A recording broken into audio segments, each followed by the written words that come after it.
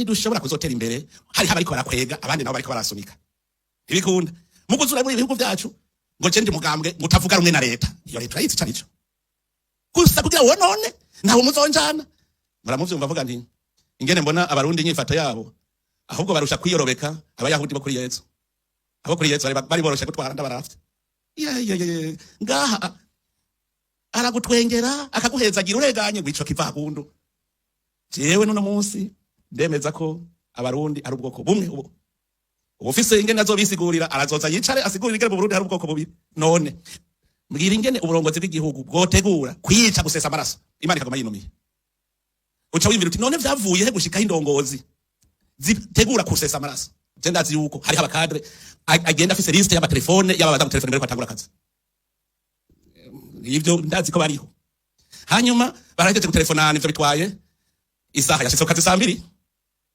agaca bahura hahandi saa 3 ugasanga ikiyago caremwe ntagiye uharira nase mpara ndabibona barazabaza abo twakorana ndi ministre de l'intérieur nababuze abo nkoresha hanyuma nkavuga ngo ngira ndabe mu gisagara gende hahema ngaca sanga bibereye kwirigara kuri Eden Dirake ariko bari barajya imirete cyane bazana n'umugabo mahera yakura hegarasha munwesha ivyo vyayi niyo mirete bagatwenga gusa ntacyo ngo kweshitse baciye bampa intebe bwambere karibu mesero ministre bazikomeze nkabo karibu mesero ministre mbego fatiki tabaraba aho kumaramara kubera iki ntibari ngaha kuri isi bari yanyama wawundi yasigamanitse gusa nico cyo bari nyongera umushahara ntibarondera umushahara uva ahavuye ngahyo rigara rihera saa 5:30 uzumva wewe warageze ko gutora umwana kwishuri harageze urumva ciye yava kuri ryarigara aho rero ntituvuze abantu babicaye imbere y'ibiro vyawe hari inkuru imwe yigeze kuba umuntu yicaye arabatera ikigongo wa secrétaire umumama baca telefona deje rega ngaha hari abantu bahamagaye deje haca hitaba umuhabara wiwe niwe yaca afata telefone yita wewe uri kurondera deje hitavye umuhabara bari kumwe muri restaurant nawe yarari no nyamuntu ndahaza hari igihe numviriza inyigisho nkavuga nti mbe none kumenga tuzisiga hanyene ntiduhinduka ni kubera iki zirigishwa mugabo uno munsi turabona yuko buke abantu bagenda barakira hari igihe kimwe nigeze kwicuza muribuka turi Ngozi aho twavuze tutumwe wese yisuzume yihane hanyuma ejo umwe wese azayandike ingeso ziwe abona hanyuma tuziturire burya je nari nzi ko bifise ingaruka yuko umuntu yumvise ko yataye mu muriro bimwe wenyene yinegura mugabo guhinduka biragora hari igihe mpora niyumvira iki gihugu cyangwa vuga ndavye ingene kimeze uno munsi nkaraba ivyo twaciyemo hari igihe nanje mvuga nti uyu munsi ya myaka 70 umuhanuzi Yeremiya yavuga yaheze turinjiye ndavuga kuko sinzi sinavuga ngo nabikuye hehe muri bukavuze nti umwaka wa 2025 niwo mwaka tugize uwa mbere mu rugendo rurora ku gihugu cy'amata n'ubuki ivyaciye biboneka muri umwaka ni ibintu bikomeye cyane ku buryo bicaye biboneka ko urugendo rwatanguye ariko kugira urugendo utegereza kubanza kwikura ko umuzigo wakuremereye muri kahise ukavuga uti mugende mujanye ntaho uja uraremerewe ubanza gukura ziga ngeso nico gituma inyigisho nkizi ari nziza cyane je nariyumviriye igituma usanga guhinduka bigoye cyane ku ndongozi hari akantu kanshitse kajya ariko aja kumusoza ariko avuga tumukorone igituma tudahinduka hariho ingorane dufise mu muzirikanyi wacu kandi zifise amamo yatanguye avuga ati twikukiye idolari rivunjwa ibihumbi 50 kubera iki idolari ryavunjwa 50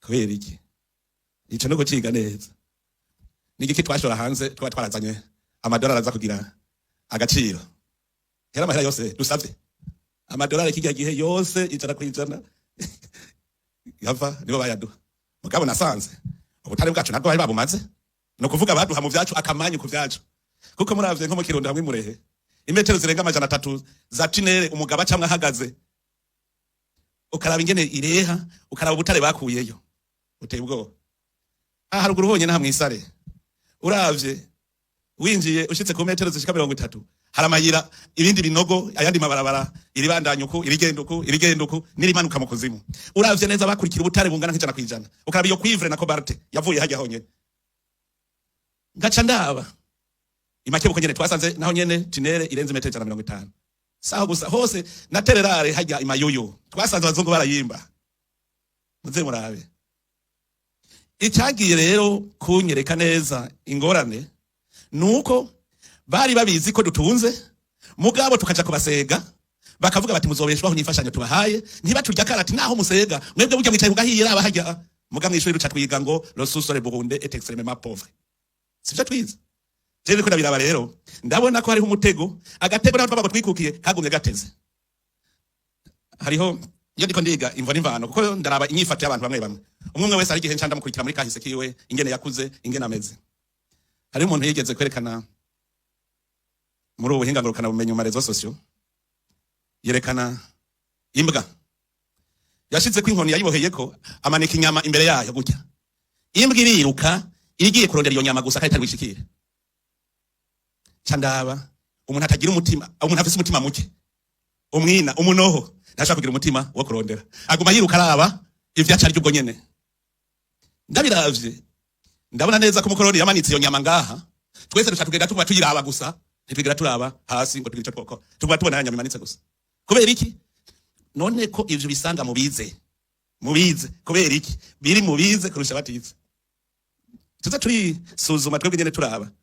Nukuvuga twe twakumye turaba ni nk'inyama rero umukoroni yasize amanitse. Twebwe twese tuja kubera umunoho munini tuja kuyirondera, tuca tuyigwanirako, turanka kuja kugwanira kwitunga giwacu dufise ngaha. None kubera iki uno munsi ariho haje uwo mutima wo kubona ko dushobora gutunga. Umutahe niko kitubonye ubu. Kubera iki uba ariho tumenye ko isi dufise ishobora kudutunga.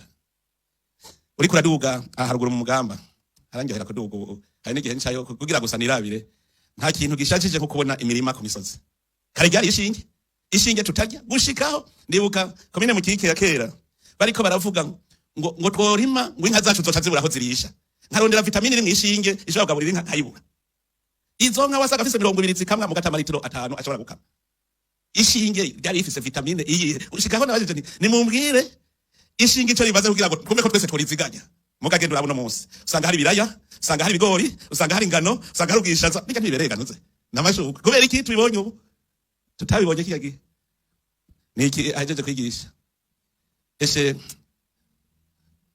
nicyo twajenare nafashe ingingo yuko tuzaturandika inyigisho zibereye mu bikorana nizeye yuko ubu ivyayi vyigishijwe mu mwaka vyigishijwe mu kwa gatandatu niyo vyigishijwe ubu igitabo kizoca gisohoka tuze turasoma mu mwaka muti umwaka uyu havuzwe yego n'ubuhanuzi je numvirije umukozi w'Imana vyavuze n'ubuhanuzi bukomeye cyane.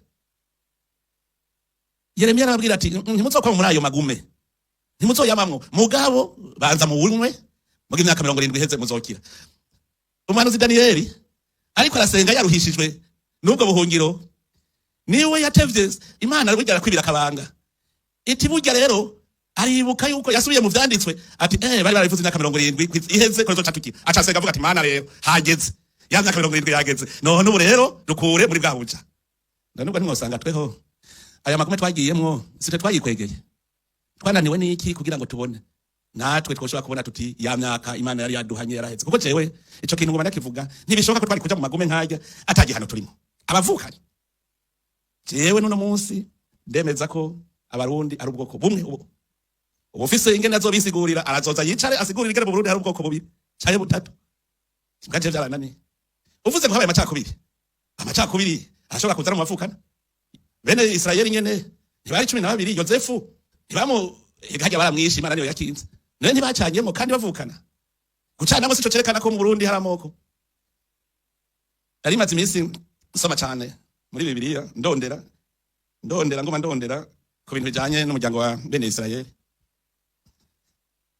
ndiko ndaraba igituma muri bijya bihugu hamwe ingwano abantu babivuze ko meshi igihe Israeli iteye Gaza bazara bimwe by'abamagoge bavuze vyinshi muga jewe naragiye ndasoma bukebuke ico natoyemo nimumbwire ya miryango 10 igihe abaye amacakubiri umwami Salomo amaze gupfa ya miryango 10 yahereye hehe ko butubona abitwa abayahudi bo kwa Yuda nabo kwa Benyamini nibo bari bagumanye bagira kapitale Yerusalemu.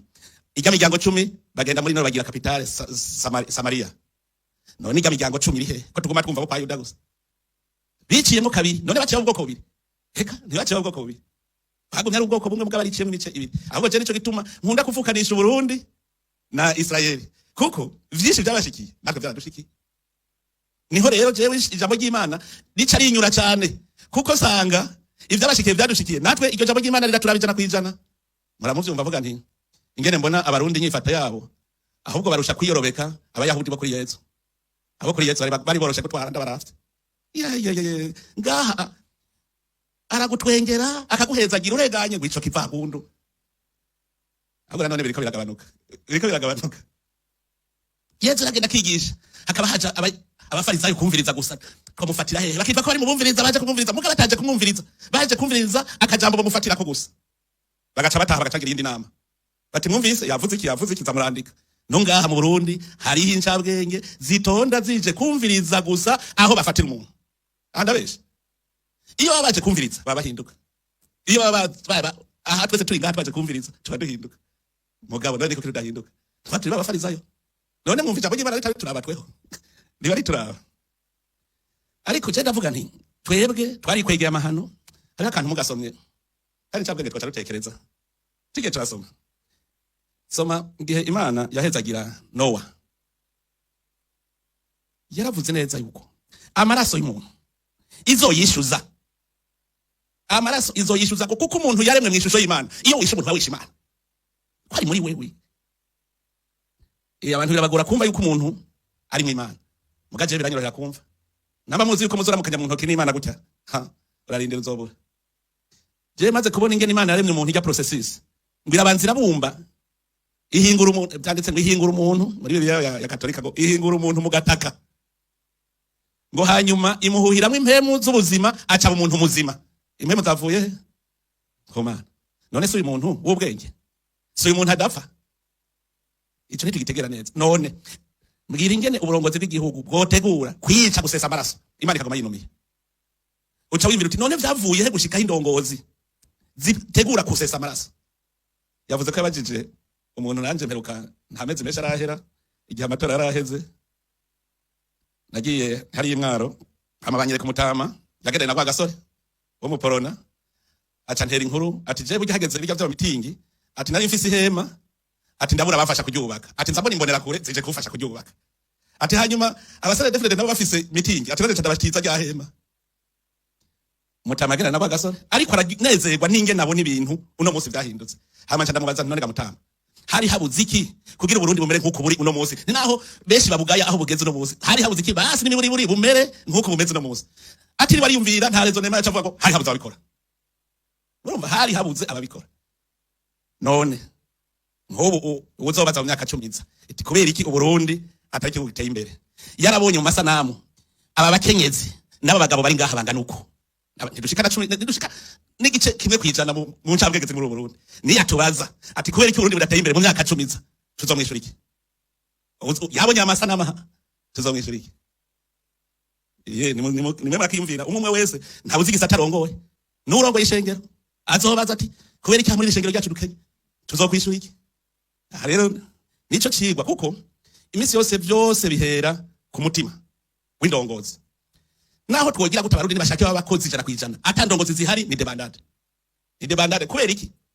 Ejo mwaravyumvise abakozi dufise abarimwe aborozi abubatsi ababaji ababumvyi abajisha ni beshi mugabo bose nta numwe impano yiwanje ndayifise urayikeneye muga nawe ndakeneye ivyi wawe.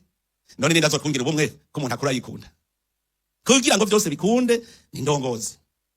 Kandi ntimuze murondere ngo burongozi mwumvise ivyo yigishije byose byafatiye ku ijambo ry'Imana.